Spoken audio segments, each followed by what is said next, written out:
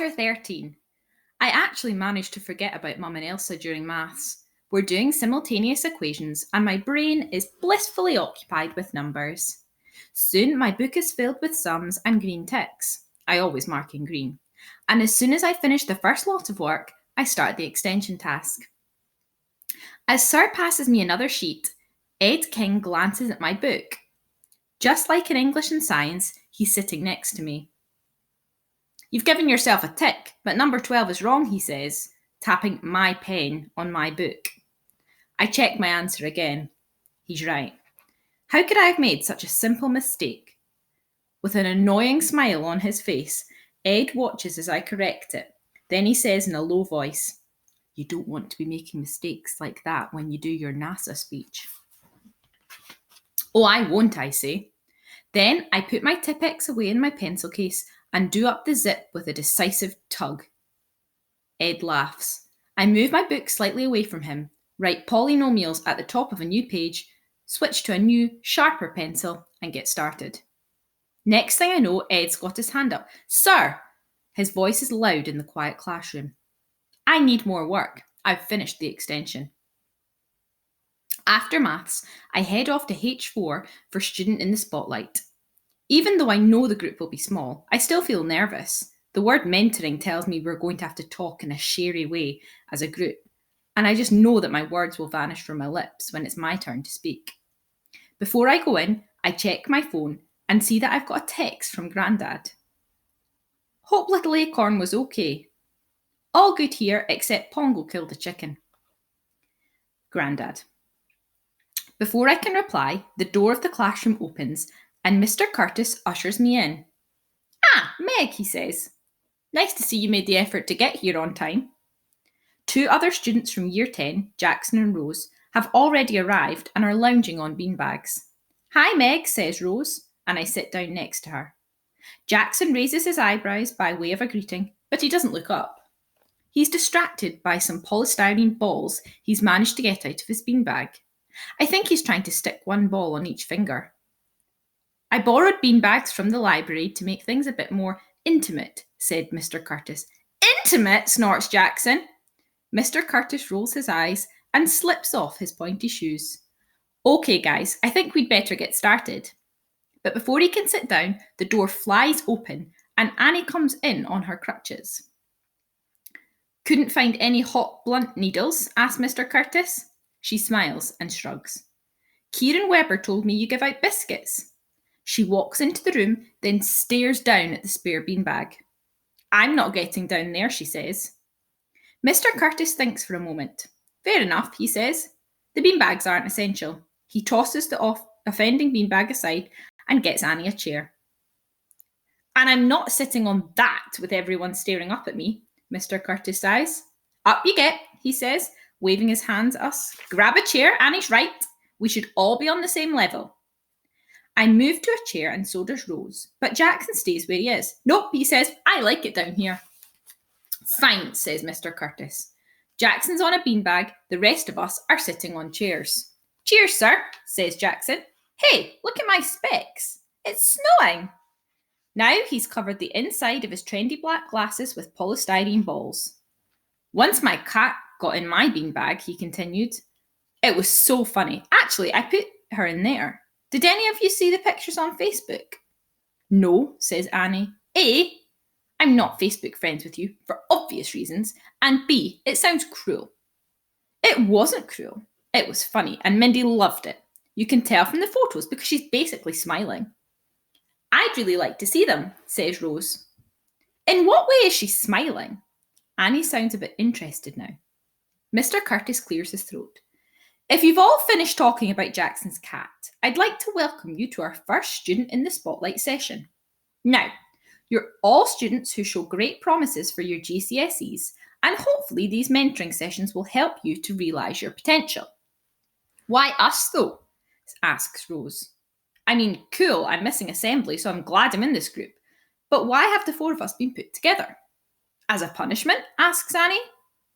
Mr. Curtis ignores her. "As you know, everyone in your year will do this at some point.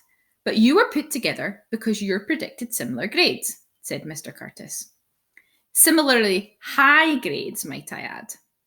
You are the exceptionally gifted mentor group. Quick as a flash, Annie says, so if this is some special group for brainiacs, how come Ed King is in here? That's exactly what I was thinking. The group is limited to 4, says Sir. I couldn't invite everyone. Or Canny Nadar? Or Elizabeth West? Continues Annie.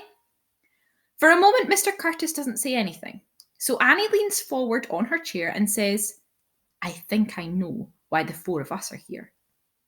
It's generally accepted that Canny, Ed, and Elizabeth are all perceived to be a bit more socially adjusted. She pauses here to draw a couple of apostrophes in the air. Than us. She's right, I think.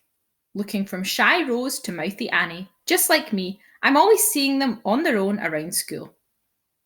I feel a prickle of irritation that, once again, Ed King is one step ahead of me. But this time, it isn't because he's cleverer than me. It's because he's more normal than me. And school has officially recognised this fact. No, says Jackson, shaking his head and sending the polystyrene balls flying. That can't be why we're here. I'm really popular. He's right, he is. Everyone loves Jackson.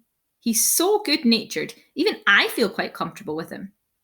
Annie's eyes narrow. You are popular, aren't you? She looks directly at Mr. Curtis. Sir, I'm just going to come out and say what we're all thinking. What's Jackson doing in a group for gifted students? Rose's eyes widen in alarm, and down at her feet, Jackson abandons his polystyrene balls and looks up. Because he's a gifted student, says Mr. Curtis, who is starting to look a bit irritated with Annie. Just like you. Nah, I'm not, says Jackson. Then he grins. Is it because I'm exceptionally gifted in the looks department? He uses both hands to point at his face. Unlikely, says Annie. Jackson has a talent for languages, snaps Mr. Curtis. No, he hasn't, Annie bursts out. Jackson Woods has a talent for languages. He can speak Cantonese. You've invited the wrong Jackson, sir. Mr. Curtis has gone pink. Look, you're here because Mrs. Kinney handed me a list of names and told me to start mentoring you. It was that, or I had to take 10E for sex ed. So I chose you lot. He stares at Annie. Jackson Wood was on the list, so he's staying. Got it? Annie bursts out laughing like she can't believe it. So just because Mrs. Kinney gave you some list, I'm stuck here once a week. 3 times a week, said Mr. Curtis. I'm stuck here 3 times a week with Space Cadet, an Uber nerd, and a cat abuser. Am I the Space Cadet? Asked Rose. Annie laughs even louder. Yes, you are. I feel my head start to ache. That must make me the Uber nerd. Annie, you've gone too far, says Mr. Curtis, tapping his folder on his knee. I'm going to go now, sir. Annie stands up. Thanks for the invite, but unlike Uber Nerd and Space Cadet here, I really don't need any friendship mentoring. I've got loads of friends, they just don't come to this school. And that's when my tiredness and hunger overwhelm me, and something inside me snaps.